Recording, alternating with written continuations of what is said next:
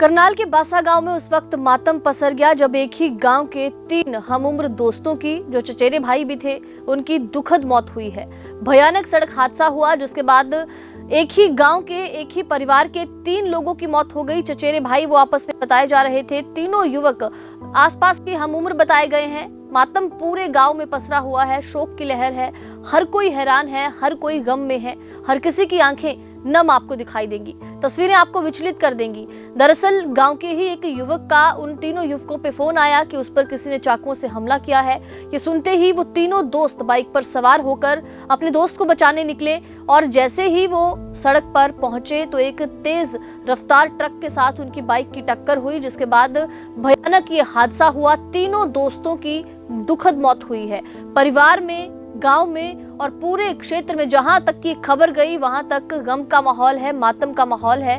Truck चालक जो था वो मौके से फरार हो गया, ट्रक कब्जे में लिया गया है। मातम पूरे गांव में पसरा हुआ है, हर कोई चीख पुकार वहां पर मची हुई है। उन लड़कों की जो माएं हैं, उनका हाल, उनका दुख हम सोच भी नहीं सकते, जिनके जवान बेटे उनसे इस तरह बिछड़े हों, इस तरह भयानक दर्दनाक सड़क हादसे में उनकी जान गई हो। तीनों हमउम्र दोस्त थे और तीनों की इस दर्दनाक सड़क हादसे में जान चली गई। कमलदीप सर, गांव में इनकी कोई लड़ाई होगी और जगह किसी ने चक्कू मार दिया जी उनको।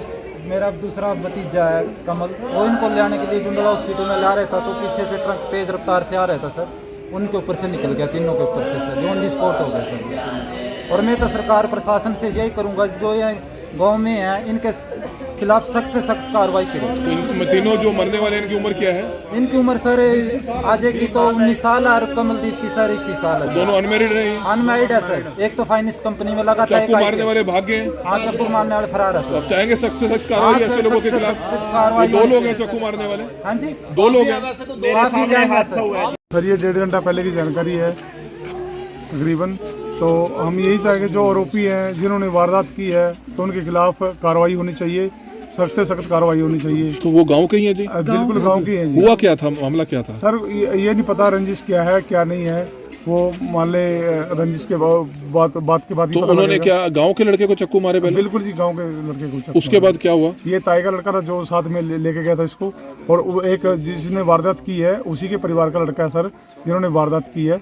तो वारदात के बाद ही ये तीनों उसको लेके जा रहे थे, जिसको चाकू मारा अजय को।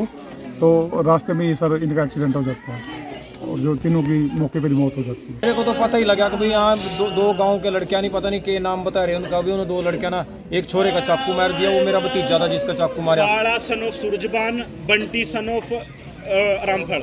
और मेरे वाले लड़के उन्होंने ना शहर ले आने खातर ले आए थे।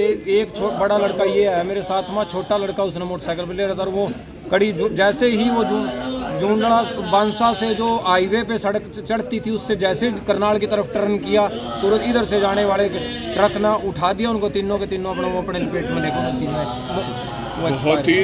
ये 3 लड़के बाइक पे उसे बांसा की तरफ से आ रहे थे।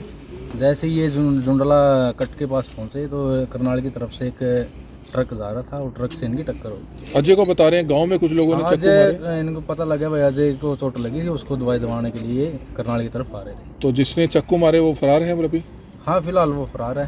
तो तीनों की दुखद मौत होगी? हाँ जी, हाँ। तो ट्रक वाले का पता चला सर कौन था? ट्रक हमारे कब्जे में है, मालिक का हम पता कर लें। अच्छा, ट्रक वाला पकड़ लिया जी? तो नहीं, ड्राइवर नहीं पकड़ा है, ट्रक पकड़ लिया जी। ट्रक पोस्टमार्टम सुबह कराया जाएगा सर? हाँ, सुबह करा देंगे।